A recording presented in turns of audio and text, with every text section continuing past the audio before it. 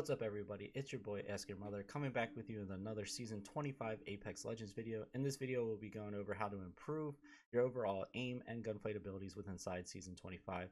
We'll only be using things that they offer inside a game, that we don't have to worry about sourcing something outside of game. Other than that, if you have any suggestions for videos you'd like to see other than things like this, please let me know. I also do stream over on Twitch, so feel free to follow over there if you ever do want to see me live. Other than that, I enjoy all the love that I have been getting for these videos, and I just want to take this time right now to thank you. If there's anything else you'd like to see, please let me know, and I hope you enjoy this video. Tip number one, and probably the most obvious tip out of all of them, is use the firing range. Unlike a lot of games, Apex Legends does provide a firing range that has a lot of versatility. There's so many different options you can do here, from practicing agility, from practicing firing, from 1v1 potentials, from working on your building mechanics, jumping mechanics, moving mechanics. There's so much you can do here that a lot of people don't take advantage. So the first thing is use the firing range. Tip number two, and probably my favorite tip to tell people when they ask me how to practice their aim and gunfight mechanics, is when you're using a gun in the firing range, do not add attachments. Adding these attachments and using it in the gun range is essentially like having a puzzle that's already put together. You have all the best qualities of this gun, and all you're practicing is the gun at its best level. I would highly suggest getting used to it on its base level. That way you know all of its recoil patterns, how it reacts, and everything it does prior to adding these attachments that can help you. But if you do want to practice with an attachment inside the firing range, I would highly suggest using a scope. That way you can get used to the different ways that the scopes react when firing or their zoom in patterns.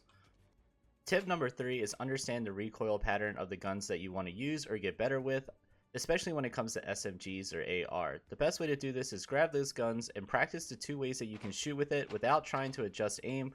The two ways you can shoot with it are simply hip firing or aim down sight. Make sure you back away from the wall a little bit so you can actually get a full view of what the recoil pattern would look like, and then simply just shoot the wall and try not to adjust the aim at any point.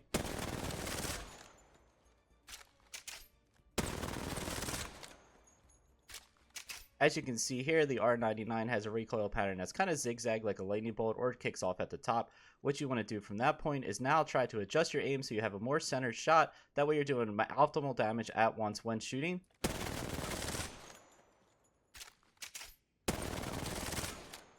This way your spray pattern is more centered, doing more damage, and you have a better chance of taking somebody down with a one clip.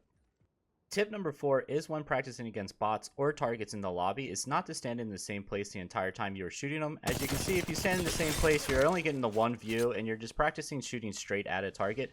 But the chances that when you're on a fight and somebody will not be shooting back at you are highly unlikely. So what you should do is tag the target a little bit and then try to reposition as if you were in a new fight. Try reloading, standing up, hitting them again.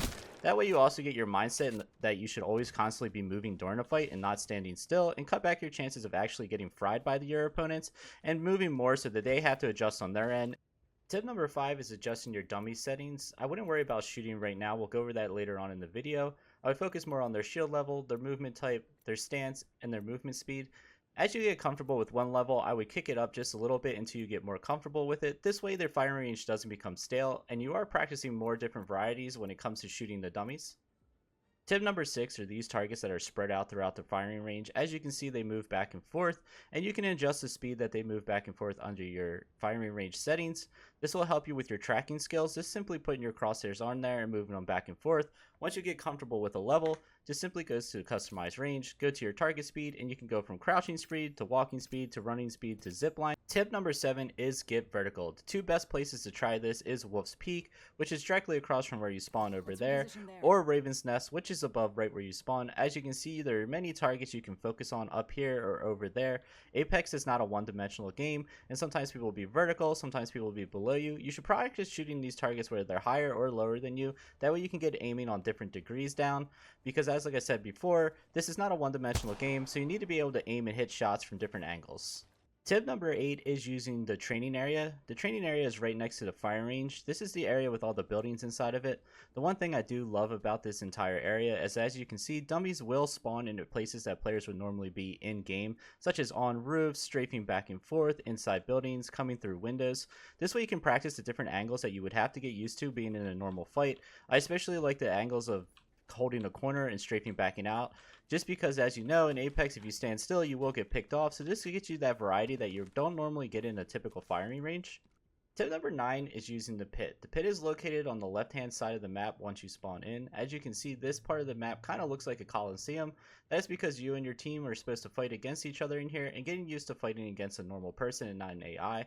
The only suggestion I would say is if you are going to fight with each other in the pit, just make sure you use the same gun. That way it's a straight 1v1 and you can get used to the gun mechanics. If somebody's using an AR and somebody's using a wingman, unless the person with the wingman is really, and I mean really good with the wingman, it's not going to be an even fight. This way you can work on all your aiming mechanics and don't have to worry about getting fried by your teammate just because he has a better gun than you. Tip number 10 is getting back to the point that I said I would get to later on in the video, and that is giving the bots the ability to shoot or engage in full combat with you. Once you're able to fight the bots in full combat in the firing range, I would suggest them moving to a bot lobby. This way you can practice everything that you just learned in this video and you can become the shredder that I know you can be. And there you have it, our 10 tips and tricks to increase your aim and gunfight ability in Season 25 of Apex Legends. If you enjoyed the video, as always, please like and follow. If you do want to ask me questions live, I do stream over on Twitch, so feel free to follow over there and chop in any time. I just want to take this time right now to thank you for all the love we have been getting on these videos, and I hope to see you in the next one.